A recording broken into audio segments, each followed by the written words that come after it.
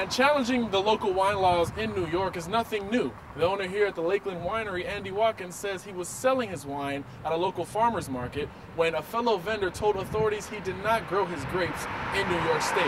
Now, there's a law prohibiting that if you do grow those grapes outside of New York State and bring them in, you cannot label your wine as New York wine. So Watkins was asked to leave, and he's been dealing with this ever since he opened for business. I opened this winery primarily so people can come in and make their own wine. And unbeknownst to me, even though the federal government has a law that says people can come in and make their own wine in any establishment without a license, New York State has to also make a law. That hasn't happened yet. Andy Watkins tried to write a simple law himself, but the Senate hasn't passed it. And it got bogged down because there was another law that said pretty much the same thing but gave all kinds of stipulations on how it was going to be done. And I'm saying, no, we don't need to do that.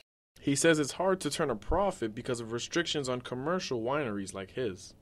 I can't sell my wine at the farmer's market because it's not made from New York grapes. He challenged that law too. He says his grapes shouldn't have to be grown in New York to carry a New York label. Because I choose not to. I can import grapes from other countries and California and Washington. Watkins imports his products. William Lamar Wells doesn't, and he says the local economy comes first.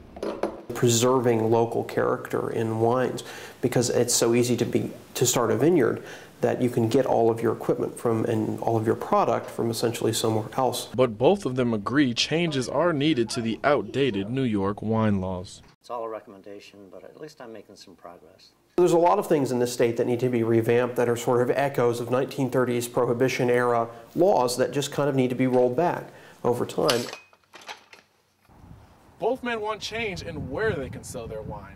Wells wants to be able to sell his wine in grocery stores like beer is already permitted to do.